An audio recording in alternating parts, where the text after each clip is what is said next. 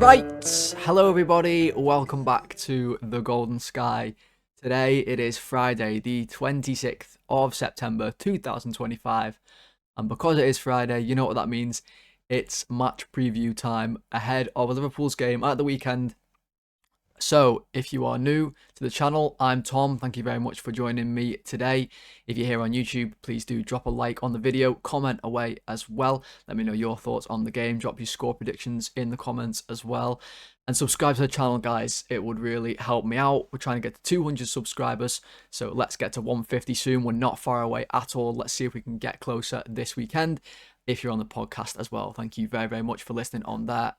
Much appreciate it. Obviously, 5-star ratings and reviews like always. So it's been a few days since the last video, hasn't it? Been a hectic period of videos. I hope you have all been enjoying the content.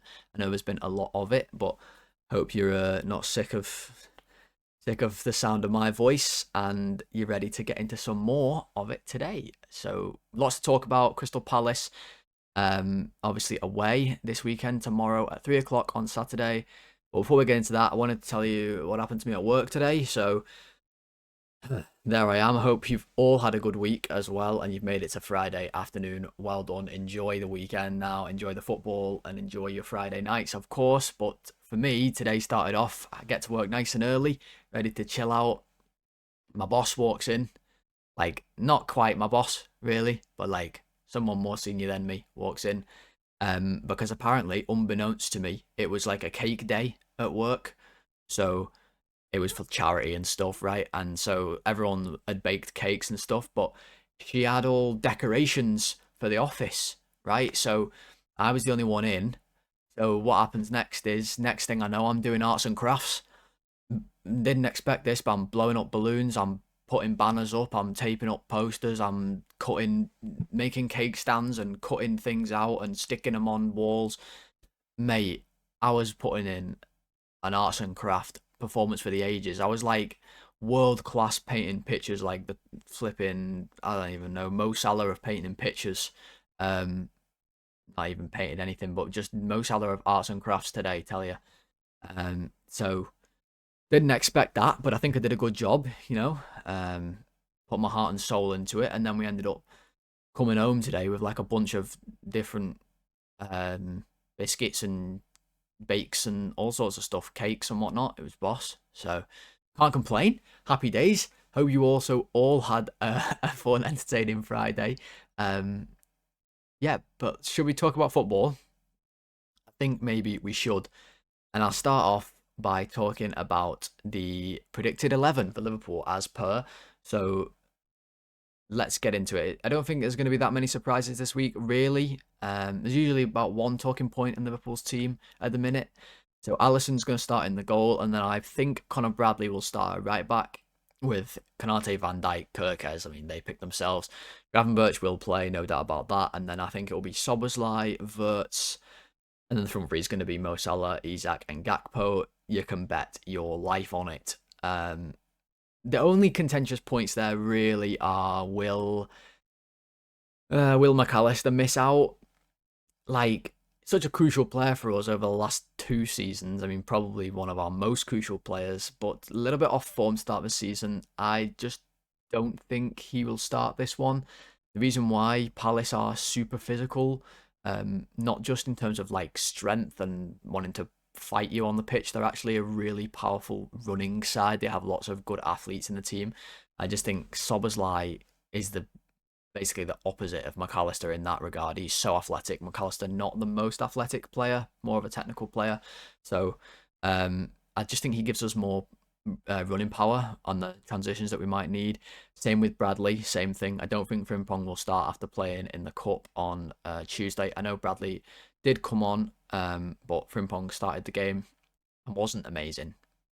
So I think Bradley will start. The only way I think McAllister starts is if Szoboszlai starts at right back, because I'm certain he starts Szoboszlai and Wirtz in this game. So we'll see how that goes. But yes, I think that will be the starting 11 for Liverpool, and a man starting there for the first time in the Premier League up front for Liverpool, who we just sort of glossed over, and we shouldn't gloss over. Alexander Isak, it will be his first start for Liverpool in the Premier League this weekend. That is a fact, and we know that after Ekitike's red card, which we'll get to in a second. But yes, Isak's first start is very exciting, guys. How are you celebrating Isak Premier League Day? Have you got your Sweden flags? Have you took your morning trip to IKEA? Have you got meatballs for tea tonight? Like, who knows? You've got to celebrate it somehow.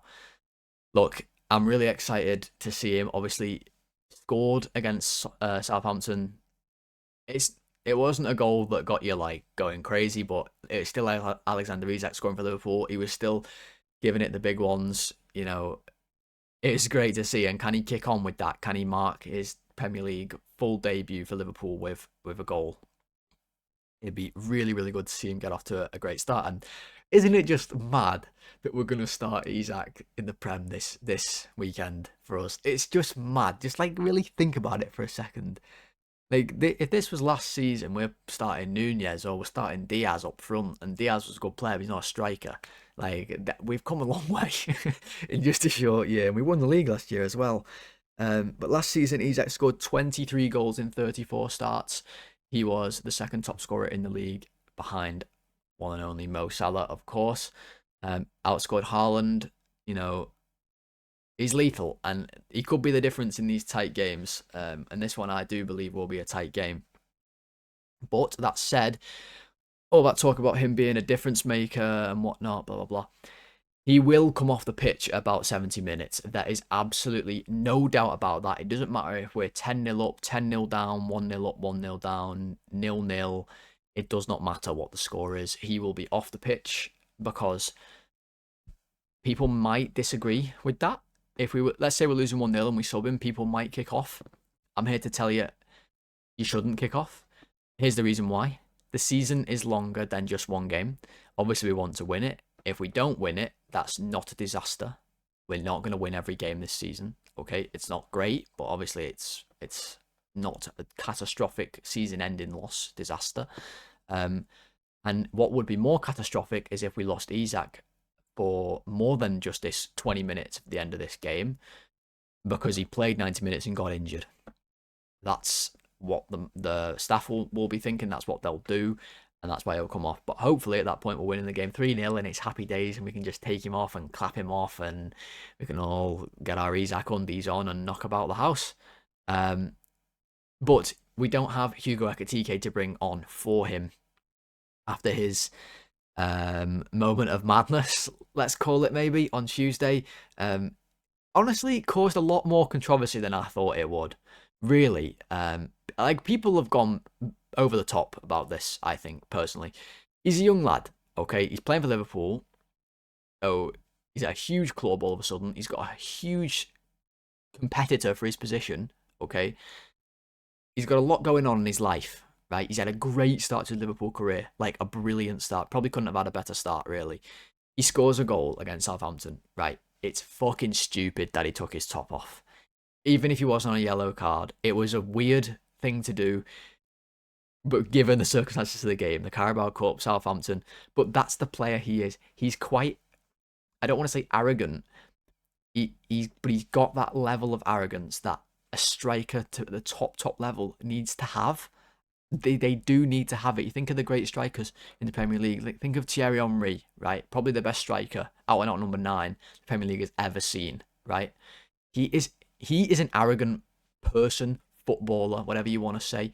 And that's what made him so good, because he goes on that pitch and he thinks, I'm better than all of you. And he was. And that's why he scores a lot of goals. And that's the type of personality you need.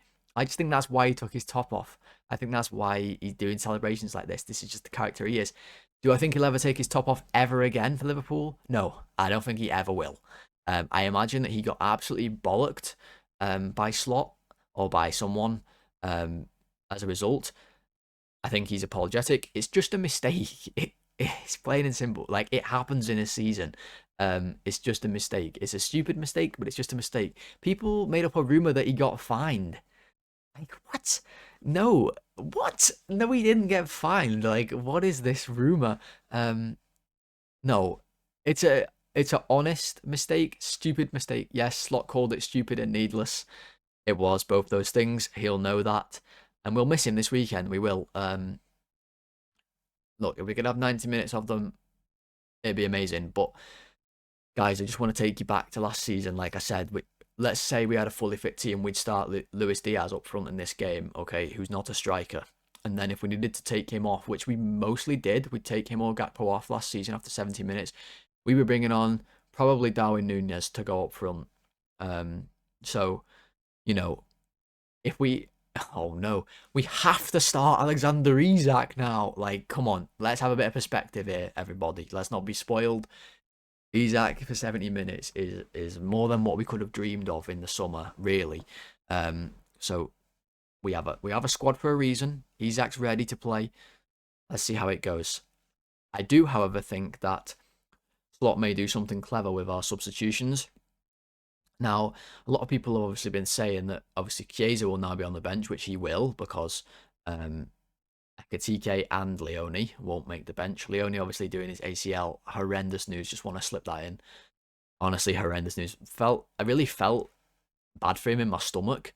Like, I really did. He just had such a good debut, and to be missing a year without getting through your first game is just such a body blow. It really is. So best wishes to him, obviously. Hope he comes back stronger than ever. But I do think Slot will do something clever with the subs. People think Chiesa will just come on for Isak on 70 minutes and go up front. It's possible, sure, but I don't see it really. If I had to put money on it, I don't think I would. Slot doesn't like Chiesa that much, guys. Like, Chiesa's definitely working his way into the team. He's definitely playing a lot better than he was last season. He's definitely improving, definitely earning Slot's trust, but he doesn't love him yet. He wasn't even on the bench last week in the Prem. Like, this is the level Chiesa's at. Now, I think Chiesa will come on in this game, no doubt about it, but I think if he comes on, even if it's for Isak, it'll be a situation in the game where Chiesa doesn't just go up front. I half think we might bring, like, depending on the score of the game, obviously, it wouldn't surprise me if we brought McAllister on. Or let's say McAllister was on the bench, we brought someone else on who was on the bench. Maybe we bring Bradley on if Szoboszlai starts at right back. And maybe go to a bit of a box midfield with 2 10s. I think we might do that. It's possible. Maybe we'll end up with something like where we have Wirtz and Szoboszlai on the wing with McAllister coming on. Something like that. On the left wing, I'm talking maybe Gakpo goes off and Isak goes off, and we end up with that sort of situation with a false 9. Chiesa could go on the left wing. All these things could happen. But will he be able to make an impact after his good performance on Tuesday? I think he's never going to get a better chance for Liverpool ever to kick on and actually make like a genuine career at Liverpool and not just be sort of a joke player than he has now. We are a little tiny bit short in that sort of position, the attacking positions. We obviously have Isak Ekitike, and then we have Rio to back up Gakpo and Salah with Chiesa. Like, Rio's 17 years old, and there's Chiesa, so he's got a real chance. Play him well. I'd love to see him come on and obviously impact the game. It'd be great, like he did against Bournemouth. But this game overall is going to be a really tricky one, and I wanted to give you a little stat, guys. So last season in the Premier League, we obviously won the league, won it at a canter, really. It wasn't even that difficult in the end, was it? We just pissed it. Arsenal brushed them aside. City were doing God knows what, losing 10 in a row or however many it was. Meanwhile, Liverpool were just chilling, winning the league. But we did so last year without winning 5 Premier League games in a row. We didn't do it one time last season, win 5 in a row. We've already done it this year. We've won our first 5. We've already done that. If you remember last season, by this point, we'd lost to Nottingham Forest at home. Now, for me, for this season, we've won every game, yet there's more criticism of us this season than there was last year. Perhaps the expectations were lower, but if we lost to Forest at home this year, people will be losing their minds. So, obviously, we've had the criticism, we've talked about that a lot, so I'm not going to get into it really, saying how we don't deserve it, blah, blah, blah. I just wanted to put it in. Can we make it 6 in a row? Can we win 6 in a row? We've already won 5. If we win 6 in a row, that's obviously really, really good, because we're playing against a tough team yet again. We haven't, I mean, Burnley on paper, easy fixture, I get that, but other than that, we haven't really had a fixture that you consider easy, in my opinion, with Bournemouth, with Newcastle, Arsenal, and then Everton last week. I mean, they're all good sides towards the top of the table, aiming sides. Not very top half of the table sides. So Palace another one with European football as well. Let's not forget. But another interesting one that I had a find of when I was researching for this game. If I just asked you when Liverpool last lost at Palace, or what our record was at Selhurst Park, like genuinely, what would you say or think? Because I guarantee, if you're anything like I was before I researched, you would think that we don't have the best record at Selhurst Park and that it's a really tough place for us to go, and that we struggle when we play there. Well, actually, we haven't lost at Selhurst Park since 2014, right? In 2014, I was 12. So we haven't lost for a long time, over 10 years at Selhurst Park. And we've won the majority of those games as well, including one game we won 7-0. Remember that one? We won 7-0 randomly there. We lost 3-1 in 2014 to Crystal Palace. And what I thought was fun is if I give you our team we started on that day, right? So this was Rodgers, before Rodgers got sacked. I believe he got sacked this year. I believe it was anyway. Let's just have a little. It might have been next year actually. I'm not quite sure. Here's our team, right? Okay, Mignolet's in the net. Now, I won't give my thoughts on every single one of these players. Mignolet was, at the time, was okay for a goalkeeper. Was definitely not what you'd consider a good goalkeeper, I would think, but he was not disastrous all the time. So Mignolet was in the goal. Then we had Javi Manquillo at right back. Do you remember Javi Manquillo? Because I'd forgotten all about Javi Manquillo. I mean, where even is he now? Where is Javi Manquillo now? Does anybody know? He was at Sunderland for a little bit. Is he just in Spain somewhere? Who knows? Javi Manquillo started at right back. Our centre-backs were Degsy Lovren, the maddest defender ever, and his partner. You think we might have a nice calm partner to sort of handle Lovren's madness. Oh, well, we had Martin Skirtle at centre-back. The first person in history to be bald their entire playing career when they could actually just grow a full head of hair. Which he's done post-playing career. Martin Skirtle and Dejan Lovren at centre-back is not sounding too solid to me. And to top it all off, this was maybe the weirdest player of all. If I asked you who played left-back for us in this game and you had to guess, I promise you would never get it. I don't think you'd ever get it. Go on, I'll give you a second to guess. If you said Glenn Johnson, you'd be correct. Glenn Johnson. What? Didn't even know he was still playing for us in 2014, but he was. He started at left back for us in this game. Mental, truly mental. In the middle, we had Gerrard, obviously. He was there knocking around. So good for Stevie G. So this mustn't have been the year that Rodgers got sacked because Gerrard wasn't there when Klopp was. This was the year before. We had Wee Joe, of course, Wee Joe Allen next to Stevie G in the middle. And then we had Adam Lallana. So not bad. I mean, Joe Allen was pretty crap, but Gerrard and Lallana, okay. We had Raheem Sterling on the right wing. I mean, he was young, but he was there still. And then on the left wing, we had Felipe Coutinho. Again, a very young Felipe Coutinho, but you look at that wing duo, it's pretty good. Who do we have up front then to partner, to get on the end of those deliveries, to link up with our attackers? Who did we have? We must have had a good striker, right? Ricky Lambert. Oh, God. Ricky Lambert. To make things worse, we actually opened the scoring in this game in 2 minutes, and Ricky Lambert scored. I remember the goal. I think we played in a yellow kit, and he scored after 2 minutes, and then we got blasted 3-1 by Palace, who had the likes of Scott Dan and what was he called? Mile Jedinak or something. What was Jedinak's name? Milivojevic was playing. Like the crazy times to think that's where we were. So I don't think we can afford to be kicking off this weekend going, oh, we've not got like a TK. Oh, we're gonna lose. Like, come on, guys, we've come a long way.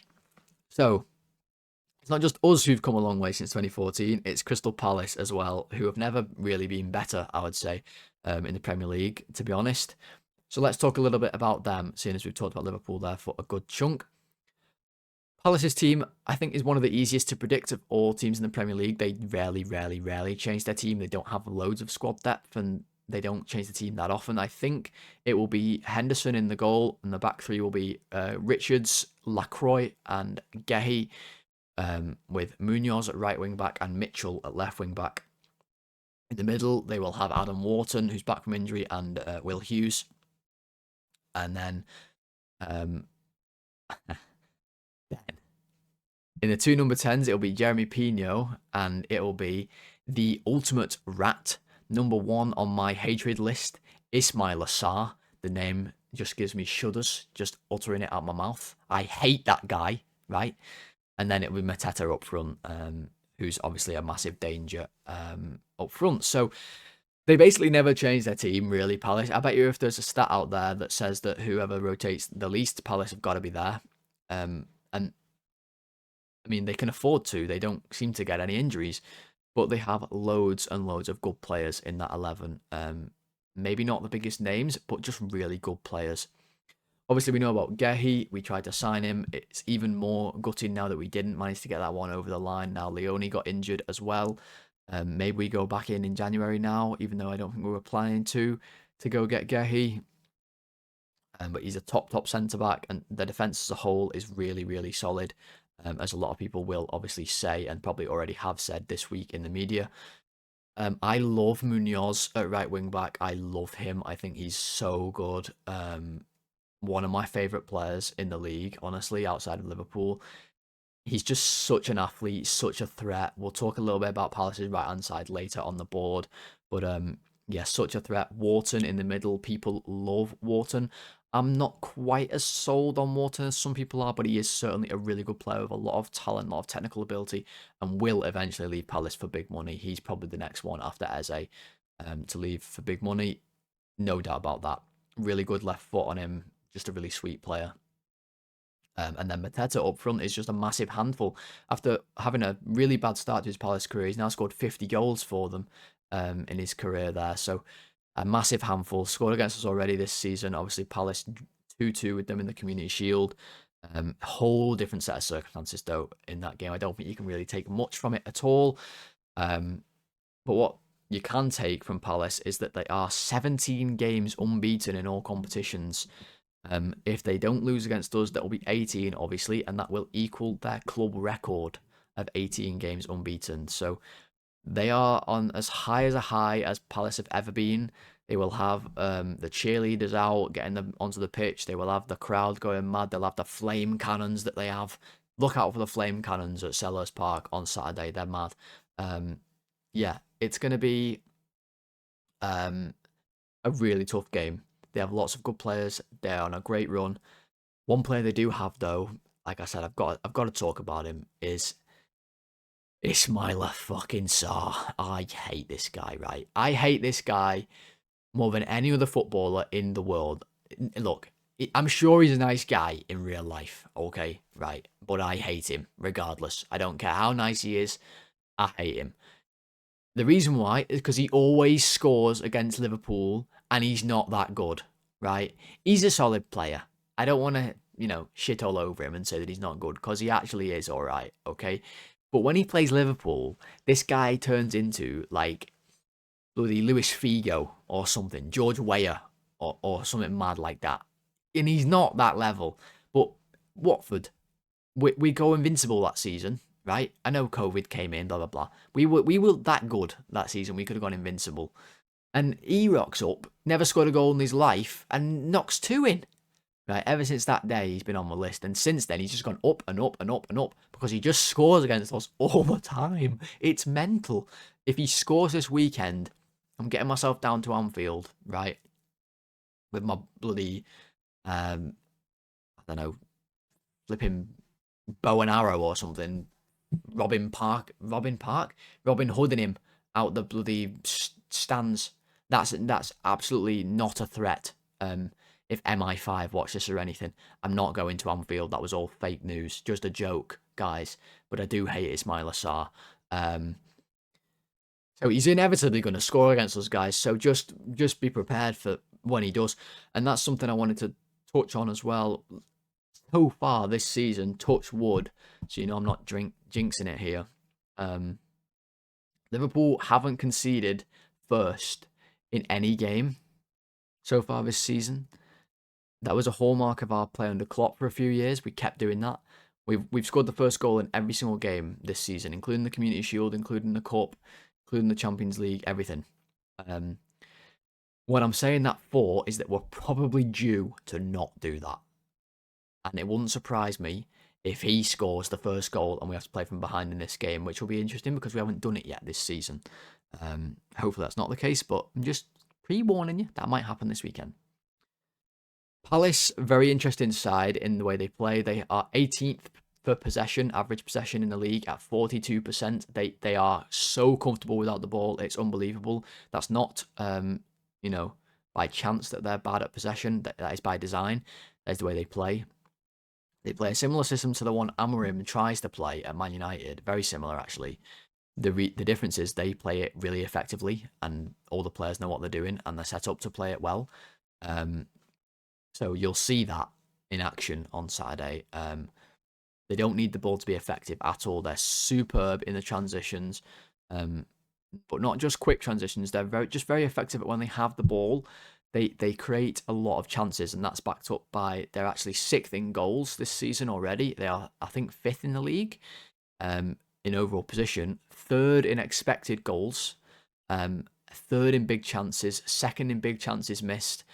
They're a really potent attacking side, despite the fact they've lost Eze, despite the fact they don't play with all that many, players you consider really attacking. They just create good opportunities. They have a good setup. And yeah, that's Crystal Palace through and through. They are a really solid defensive side, although the numbers tell you we're actually just as good, if not better, in all the metrics defensively.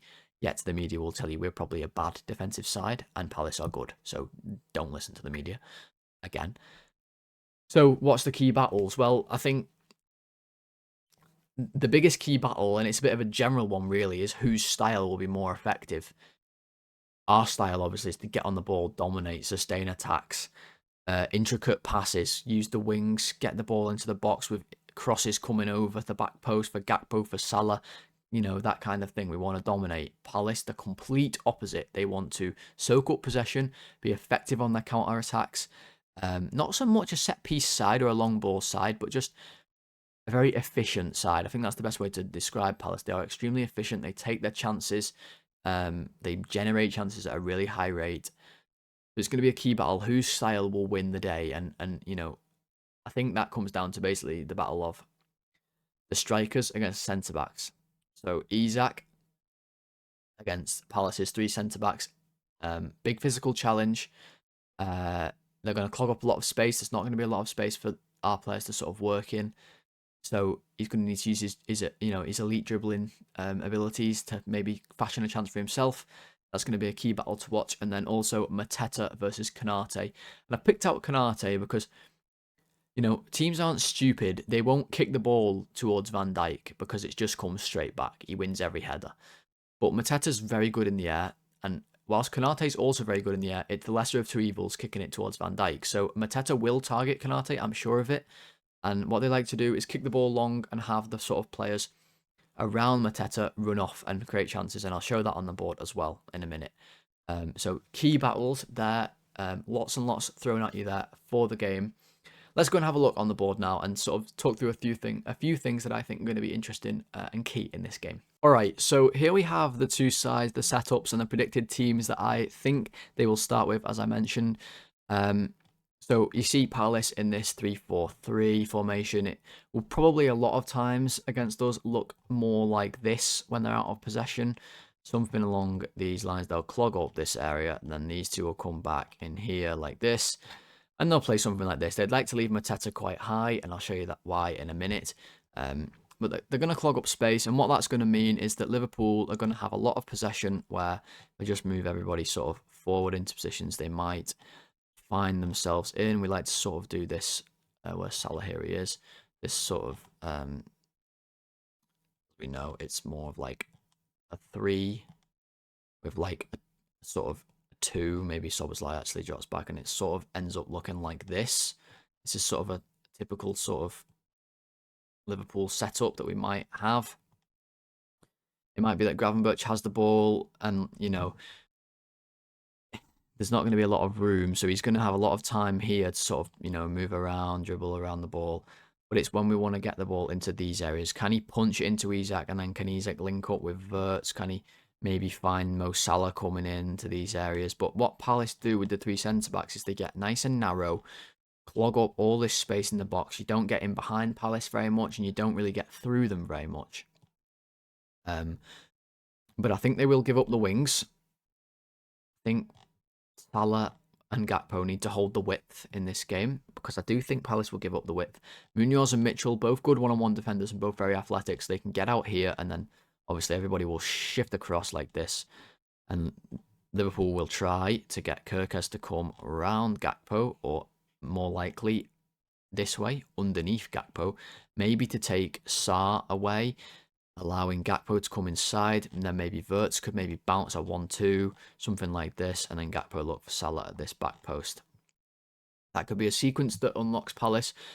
But what happens, and inevitably this will happen when Liverpool lose the ball. So let's say Gakpo crosses it in, it goes to Henderson, he catches it, and we're in this sort of situation. Well, the reason they leave Mateta high is because Henderson will kick the ball straight to Mateta like this, and he will pin the centre-backs. He's very strong, and he will pin the centre-backs like this. And what they want to do is have the runners, and this will be Sarr, this will be Pino, and especially Munoz. He is elite at this. And they just want to get the ball and run like this. These guys are going to run like the wind forward, Munoz especially. The idea is Mateta gets it, wins the ball, holds it up, maybe brings Pino, maybe brings Hughes, if Hughes can sort of, you know, come and run off him. And they want to have Munoz come down here, and they will switch this ball. We saw it in the Community Shield. They will switch the ball to the right-hand side. We need Kerkez to not get caught too far forward, because we're going to struggle getting back. Van Dijk will have to come across, Canate there, and then, you know, we're all recovering then as Palace sort of attack us in the transition. Szoboszlai coming back, Bradley coming back. And they want to get down the line, get crosses in, get Sarr coming along. Very fast players. That's what they want to do. So, how do Liverpool combat that as the game goes on? Let's say we're struggling to break Palace down. Well, what I think that we might see is Isak will go off the pitch. So let's just change Isak to be McAllister, right? Let's put Maka in there, excuse me. I think we might see something like this. So let's say McAllister's come on, and let's say Gakpo's gone off, and we end up with Chiesa on as well. I think we might end up with a situation where we have Chiesa on the left wing, okay, and then we have this as sort of a double 10 situation, and then we end up with McAllister and Gravenberch sort of this way around, excuse me. So Mitchell back in his position, the defence sort of in their position. I think that we might end up with this, and the reason why is Palace only play 2 in midfield, right? They have obviously the number 10s like this, who probably will come back like this. They only have these 2 in the midfield. So if we form, this is, people like to call this a box midfield.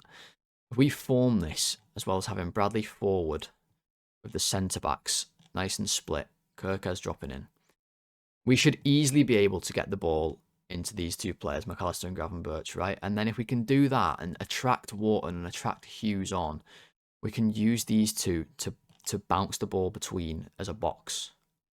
Do you understand? So if Wharton comes to press McAllister, you know, Gravenberch can come, receive the ball, and immediately bounce it to Wirtz. And these 2 should be showing, Wirtz and Szoboszlai. And not only that, but that will occupy another defender. If we only have 1 up front like this, let's just move Wirtz out the way. Lacroix can just monitor. Let's say this is Isak. If Isak shifts over here, Richards can monitor him, Lacroix, and then Gehi obviously can monitor if he goes over to that side. Whereas if we have the 2 of them, it just occupies a little bit more space to play in between the centre-backs. I think it's trickier. I think we might see that on the weekend. It really wouldn't surprise me. And then it wouldn't surprise me if Bradley then becomes Frimpong. Because Frimpong will then play much wider. It will let Salah get inside. And then maybe that draws Mitchell out, Pino out. you know, then we have space here in between the centre back and the fullback as the game wears on and more space opens up to get in, to get Salah on the ball with Frimpong coming onto the pitch. So I think that's going to be how the game's won and lost. It's going to be in those moments where Liverpool are trying to break Palace down and then make sure we don't leave ourselves exposed for that long ball to Mateta to then bring the other players into play who are really, really good on the transitions. So, with all that said, let's finish off with Super 6. Okay, Super 6 then. Last week's results, not the best week last week for us. I was close on a few games. I mean, if you look, I said Brighton 2-2. I said Brighton 2-1, sorry, it finished 2-2. I said 1-1 United Chelsea. That game was skewed massively due to Chelsea's red card, Palmer's injury. 2-1 to United in the end. So a goal off on both of them. A goal off on Fulham Brentford. I said 2-1. It was 3-1. It's close. A goal off on Villa Sunderland, except the fact I thought Villa would actually win 2-0. It's 1-1. The goal goes to Sunderland. This one, just badly wrong, 0-0. If anyone said 0-0 for this, they're a genius. And then 2-1, a goal off for that one. I thought City might take it. Ended up Arsenal nicking the equaliser in the last minute. Otherwise, this would have been the right result. So, not the best result. I'm still not a millionaire. Let's see if I can become one this week. How do I play? Here we go. Play Super 6. Right. So, Chelsea v Brighton. These are the first time I've seen these games. As always, let's see what everyone said. So, 2-1s across the board there. And I bet you Chelsea are really popular to win this. They don't have Cole Palmer, though. So, I am going to go completely against the grain. And I'm going to go a 2-1 Brighton win. Right. Palace, Liverpool, 1-1s and 0-0s. So people not confident Liverpool again. I think Liverpool win this one. I'm going to go 2-1 to Liverpool. I just feel like, I don't know, I can feel it. But I think Palace definitely score. City, Burnley, 99% of people think City will win. Nobody thinks Burnley will win. 4-0s and 2-0s. Yeah, City are going to win this one. It's just a case of by how much. So it's probably going to be... I'm going to go 3-1. I just think Burnley might nick one. I don't... saying that, how did they play against Liverpool? 3-0. 3-0. Forest and Sunderland.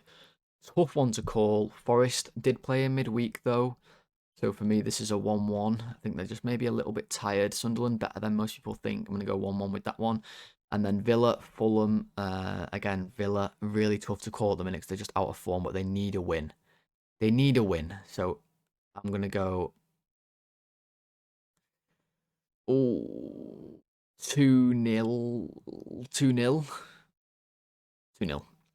And then Newcastle Arsenal, this one's a really tough one. A lot of people think Arsenal to get the win, 1-1s. I quite like 1-1, but I'm going to go... Arsenal just don't concede that many goals, but I think they're due to 2-2 maybe? Yeah, fuck it. Let's put 2-2 and let's go 5th minute. As always, let's see how likely they reckon that is. Not as unlikely as last week, that was 3k, but... yeah, 2k return from a tenner on, so not very likely. But yes, Super 6 in the books. Alright guys, that is going to be it for today's match preview. I really hope you did enjoy. I hope you got all the information that you could possibly need ahead of the game and that it got you excited for it as well. I know I am excited, certainly, to watch us play again. If you did enjoy the video today, please do drop a like on the video if you haven't done so already.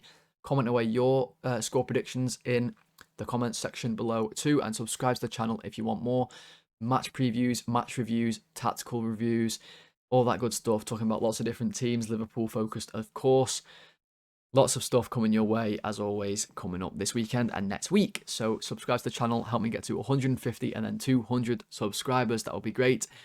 Thank you very much for listening if you did listen on the podcast as well. Until the ratings tomorrow, guys, I hope you all have a very good Friday and Saturday morning. And I'll speak to you, hopefully, after another Liverpool win. Let's see. Speak to you then, guys. Goodbye.